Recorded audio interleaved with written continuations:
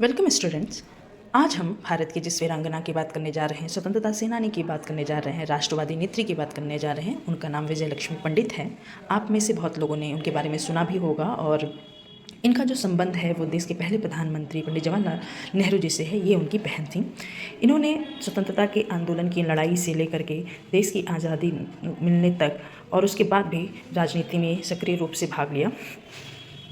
विजय लक्ष्मी पंडित भारत की स्वतंत्रता सेनानी और एक राष्ट्रवादी नेत्री थी। उन्होंने अंतर्राष्ट्रीय स्तर पर भारत का प्रतिनिधित्व किया है, यानी उन्होंने अंतर्राष्ट्रीय स्तर पर भी भारत का प्रतिनिधित्व किया है। वर्ष 1953 से 54 तक संयुक्त राष्ट्र महासभा की 8वीं वो अध्यक्ष रहीं और इस उपलब्धि को प्राप्त करने वाली वह दुनिया की पहली महिला थी। वर्ष 1955 से 1961 तक सोवियत संघ और संयुक्त राज्य अमेरिका में भारत की राजदूत व ब्रिटेन में भारत की उच्चायुक्त के रूप में भी उन्होंने अपनी सेवाएं दी। अब हम जानेंगे इनका जन्म कहाँ हुआ। इनका जन्म 18 अगस्त 1900 को इलाहाबाद में हुआ। इनके पिताजी का नाम मोतीलाल नेहरू एवं माता का नाम स्वरूप रानी नेहरू था। इनका पूरा ही परिवार स्वतंत्रता आंदोलन की लड़ाई में सक्रिय रूप से शामिल रहा है। विजय लक्ष्मी पंडित जी का जो शिक्षा दीक्षा हुई वो आनंद भवन से ही हुई है और इसके पश्चात उनका जो विवाह 1921 में काठियावाड़ के सुप्रसिद्ध वकील रंजीत सीताराम पंडित से हुआ था। वर्ष 1935 में भारत सरकार अधिनियम लागू होने के पश्चात वर्ष 1937 में इस कानून के तहत कई प्रांतों में कांग्रेस की सरकार बनी थी, जिसमें विजय लक्ष्मी पंडित को उत्तर प्रदेश संयुक्त प्रांत का कैबिनेट मंत्री बनाया गया था। ब्रिटिश राज में विजय लक्ष्मी पंडित कैबिनेट पद पाने वाली पहली महिला थी। वर्ष 1937 से 1939 तक लोकल सेल्फ गवर्नमेंट और पब्लिक हेल्थ विभाग का भी उन्होंने कार्यभार संभाला है।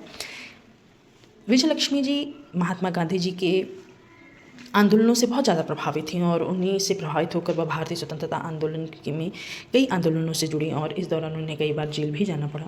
वर्ष 1940 में जब महात्मा गांधी जी ने व्यक्तिगत सत्याग्रह आंदोलन की शुरुआत की तो इसमें भी वह शामिल रहीं और इस दौरान वह 4 महीने तक जेल में बंद रहीं। जेल से बाहर आने के पश्चात जब महात्मा गांधी जी के द्वारा भारत छोड़ो आंदोलन का सूत्रपात किया गया तो उसमें भी उन्होंने बढ़ चढ़कर हिस्सा लिया और इस दौरान भी वह करीब 9 महीने जेल में रहीं और स्वास्थ्य खराब होने के बाद उन्हें अंग्रेजों ने जेल से रिहा किया था। 14 जनवरी 1944 को उनके पति रणजीत सीताराम पंडित का निधन हो गया था।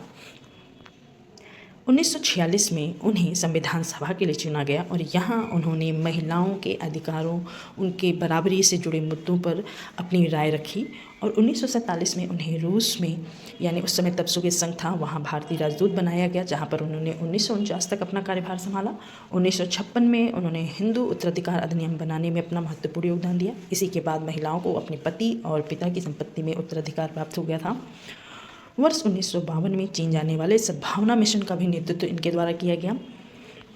1962 से 64 तक वे महाराष्ट्र के राज्यपाल के पद पर रहीं और 1964 में उन्होंने फूलपुर लोकसभा सीट से चुनाव लड़ा और वहां जीत थी और इसके पश्चात वो लोकसभा में पहुंची। 1979 में उन्होंने संयुक्त राष्ट्र मानवाधिकार आयोग में भारत का प्रतिनिधि उन्हें नियुक्त किया गया।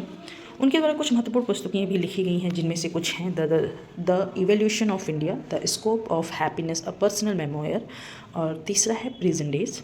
इनकी जो मृत्यु हुई वो 1 दिसंबर 1990 को देहरादून में हुई। Thank you for watching.